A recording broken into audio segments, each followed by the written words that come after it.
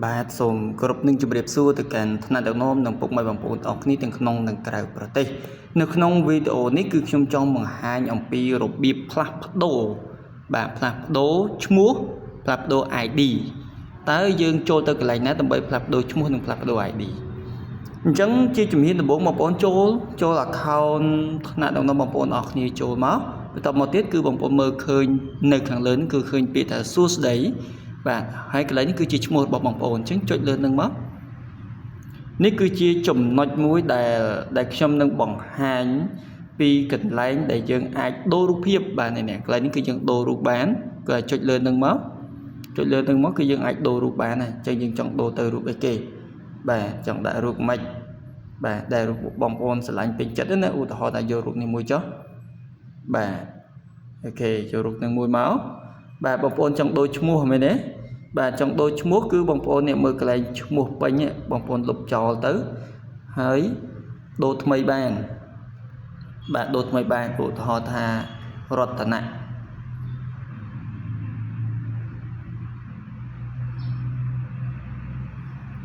បាទរតនៈបាទ ID បងប្អូនអាចលុបចោលហើយដូរថ្មីបានណាបាទឧទាហរណ៍ទៅខ្ញុំលុបចោលខ្ញុំចង់ដាក់របៀបនេះវិញបាទខ្ញុំចង់ដាក់របៀបនេះវិញអញ្ចឹងបន្ទាប់ពីយើងដូររួចរាល់ហើយអស់ហើយឈ្មោះក៏ដូរហើយបាទរូបភាពរបស់បងប្អូនក៏បានដូរហើយបាទឈ្មោះបងប្អូនក៏បានដូររួចរាល់ហើយ ID ក៏បានដូររួចរាល់ហើយអញ្ចឹងបងប្អូនគាត់តែចុចពាក្យថារក្សាទុកមកហាច់គឺរួចជាការស្រេចឃើញទេបាទបងប្អូនទាំងគ្នាឃើញទេឈ្មោះគឺដូរហើយបាទ ID ក៏បានដូរហើយដែរ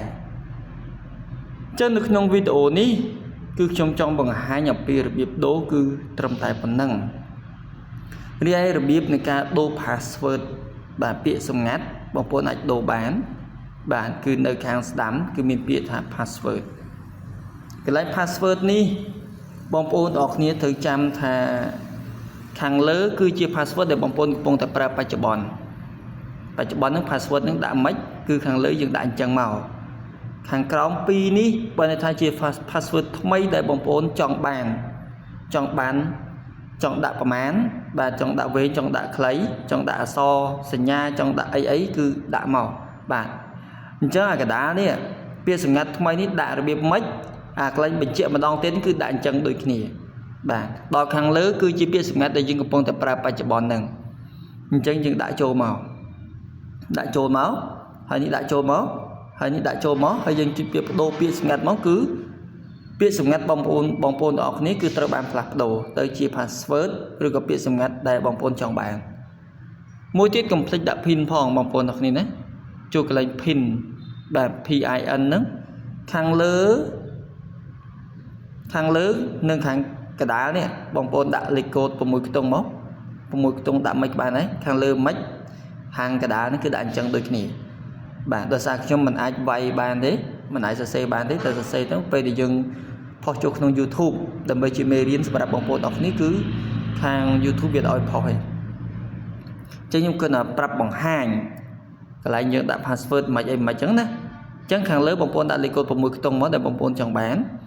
ដល់មកកណ្ដាលនេះគឺដាក់ password 6ខ្ទង់ដូចគ្នាទាំងពីរនេះគឺដូចគ្នាទាំងអស់ណាលើមិនខាងក្រោមអញ្ចឹងដូចគ្នាខាងក្រោមនេះគឺជាពាក្យសម្ងាត់ដែលបងប្អូនកំពុងតែប្រើបច្ចុប្បន្ននេះពាក្យសម្ងាត់សម្រាប់ login ចូល account ហ្នឹងបាទបន្ទាប់ពីដាក់អញ្ចឹងរួចហើយចុចកំណត់មកគឺជោគជ័យតែម្ដងអញ្ចឹងអា pin ហ្នឹងសម្រាប់ធ្វើអីគឺសម្រាប់ផ្ទេរលុយហ្នឹងឯងបាទសម្រាប់អាចបាញ់លុយចេញអីហ្នឹងឯងដល់កន្លែងនេះ